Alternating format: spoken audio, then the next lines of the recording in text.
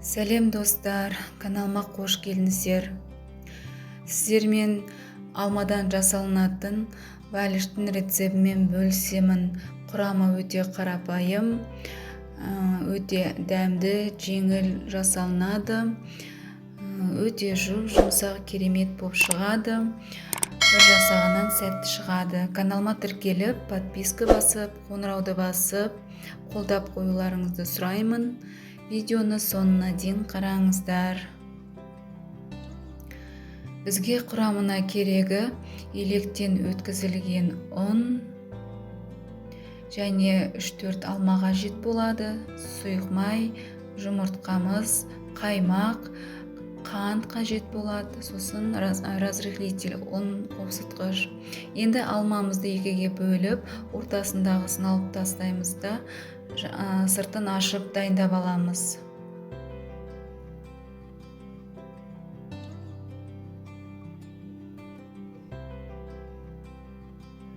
Алманың сыртын ашып болдық. Енді осылай төртбұрыштап майдалап турап алатын боламыз. Алманың ішіне барлығын осылай турап дайындап аламыз алмаларымызды.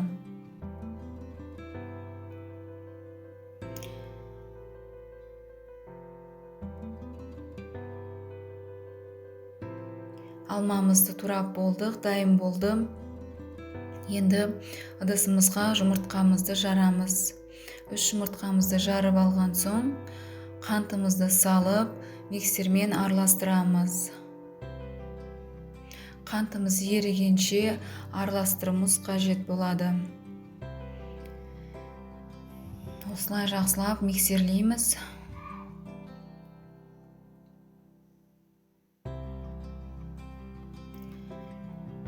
Кішкене миксерлеп қантын ертіп болған соң, үстіне қаймағымызды салып, тағы да миксерлейтін боламыз.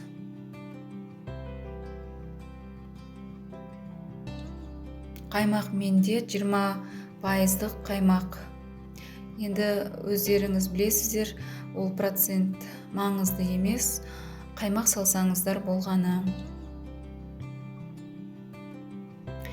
Енді сұйық майымызды құямыз.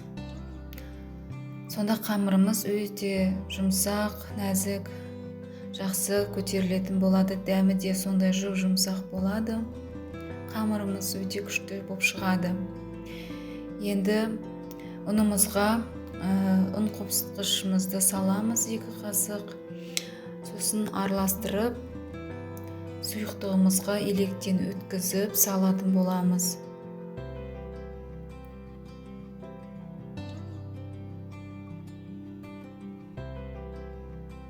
Аз-аздан салып, араластырсаңыздар, жеңіл араластырылатын болады.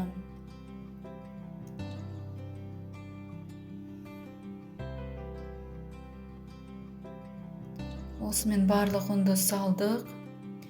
Енді осылай барлығын жақсылап араластырып, біріктіріп аламыз да, сосын үстіне алмамызды салып, араластырып дайындаймыз.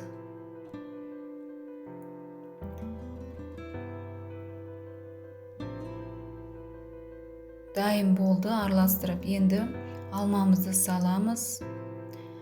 Барлығын жақсылап осылай біріктіріп, араластырып аламыз. Сосын араластырып болған соң, формамыздың ішіне пергамент қағазымызды алдын ала салып дайындап аламыз да, осы салмамызды ішіне құямыз. Салмамыздың барлығын құйып болған соң, кішкене формамызды айналдырып қозғаған кезде ішіндегі салмасын, ішіндегі воздух желдері шығып, бір қалыпқа келіп, әйбет болады. Осылай желін шығарып аламыз.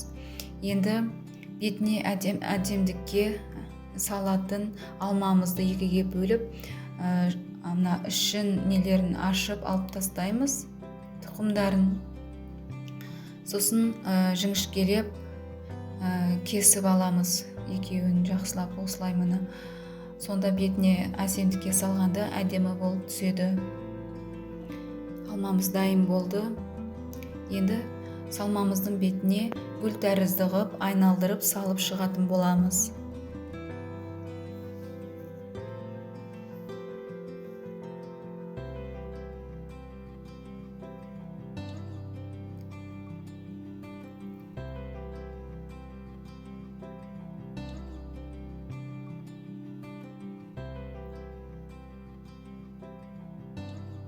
Пешімізде 180 градуста 40 минут пісіріп аламыз.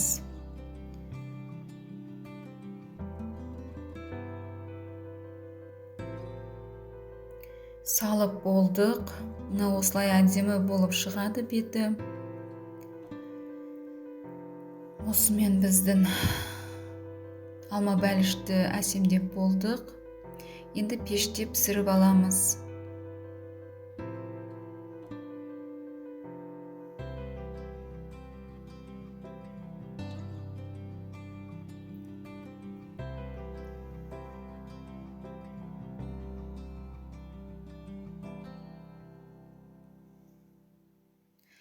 Алма бәлішіміз осымен міне пісті.